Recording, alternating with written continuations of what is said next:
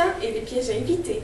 Je vais tout d'abord vous lister les attitudes évidentes à ne pas faire avec notamment mâcher un chewing-gum, envoyer des messages, mal se tenir ou encore tutoyer le recruteur.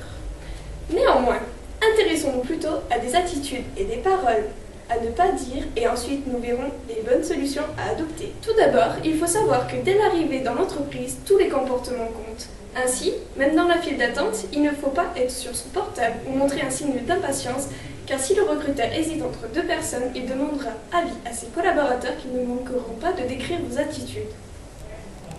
Dans la vidéo que nous allons voir, observez leur comportement.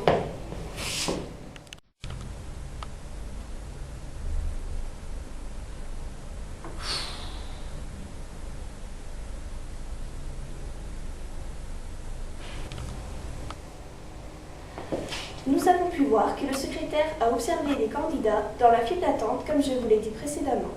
Vous avez dû aussi vous rendre compte que seule la personne du milieu a la bonne attitude à adopter. Pensez donc à observer l'environnement autour de vous, d'autant plus qu'au cours de votre entretien, le recruteur peut vous demander de décrire la salle d'attente pour tester vos capacités d'analyse. Ensuite, pensez à soigner votre tenue vestimentaire en fonction du poste auquel vous postulez. D'autre part, pour les messieurs, ne portez pas de cravate pour la première fois le jour d'un entretien, car avec le stress, vous risqueriez de vous remonter le nœud jusqu'à étouffement. Quant aux demoiselles, ne mettez pas des talons si vous ne savez pas marcher avec, car cela ne vous mettra pas en valeur comme on peut le voir sur la vidéo.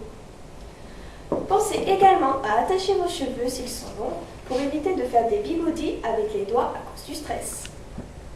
Analysons maintenant les prémices d'un entretien.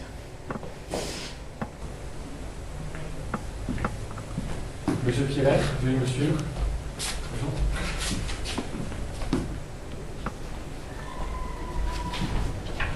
Veuillez vous asseoir.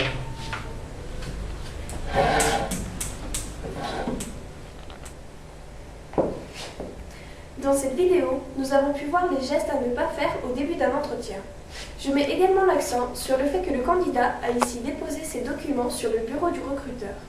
Cela n'est surtout pas à faire car celui-ci pourrait le voir d'un mauvais œil et se sentir envahi dans son espace. Gardez également le regard sur le recruteur et non vadrouilleur comme le candidat car il pourrait y avoir des documents confidentiels qu'il n'aurait pas eu le temps de ranger. Après avoir vu un mauvais entretien, voyons désormais comment adopter un bon comportement pour réaliser un bon entretien.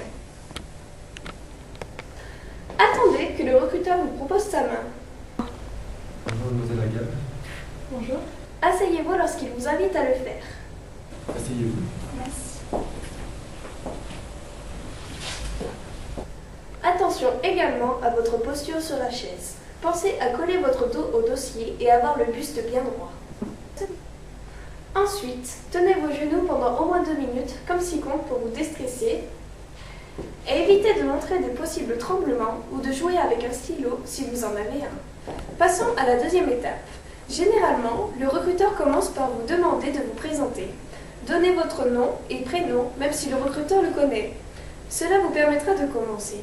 Ensuite, faire un résumé concis de votre CV avec ce qui pourrait intéresser l'entreprise. N'hésitez pas à préciser si vous avez un travail parallèle à vos études.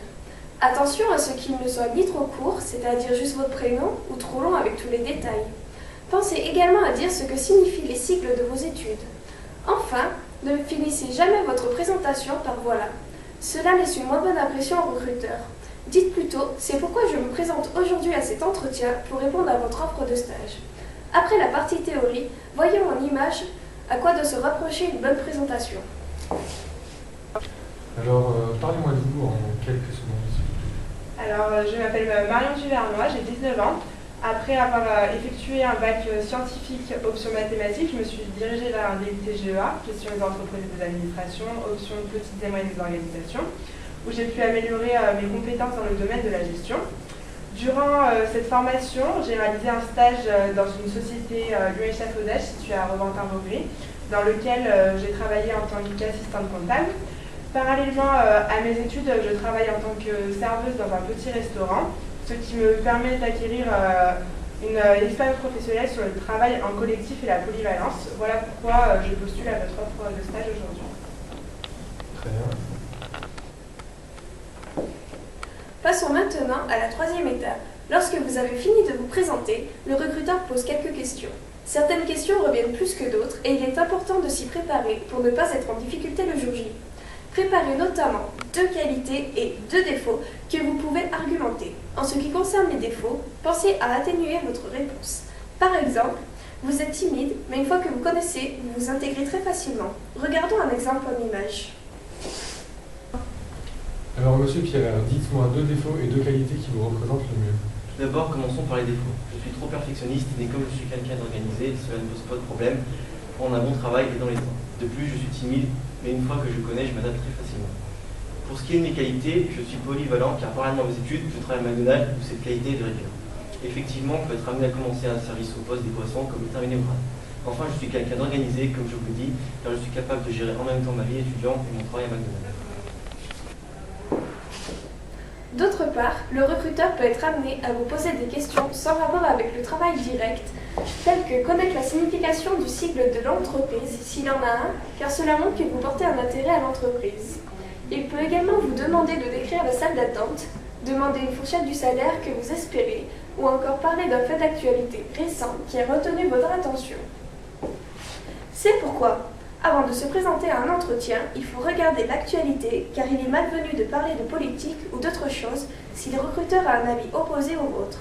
Le meilleur est de chercher une actualité en rapport avec l'économie des entreprises. C'est un sujet avec moins de risque d'échec de réponse. Enfin, regardons comment se passe la fin d'un entretien. Bien, nous avons terminé l'entretien. Avez-vous des questions? Non. Lorsqu'un recruteur vous pose cette question, ne jamais répondre non. Préparez une question que vous pourrez poser à la fin de l'entretien, comme par exemple « Comment cela va se passer maintenant? Je dois vous recontacter ou vous allez me recontacter ?» Bien, continuons la vidéo. Au revoir. Ah, avant que vous partiez, dites-moi pourquoi je choisirez-vous et pas une autre? Car vous recherchez quelqu'un avec mes compétences et mes qualités. Très bien, merci, au revoir. Au revoir.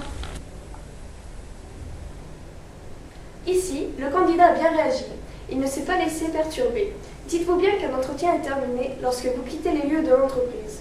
Comme je vous le disais au début, tous vos comportements comptent à l'intérieur de l'entreprise. Après avoir vu comment effectuer un bon entretien, voyons désormais quelques astuces pour les personnes stressées.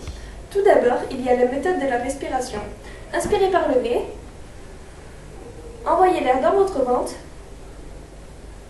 et soufflez par la bouche jusqu'à ce que vous n'ayez plus d'air. Répétez l'action 2 fois. Si vous n'avez pas eu le temps de le faire avant l'entretien, voyons en vidéo comment le faire dans la salle d'attente tout en discrétion.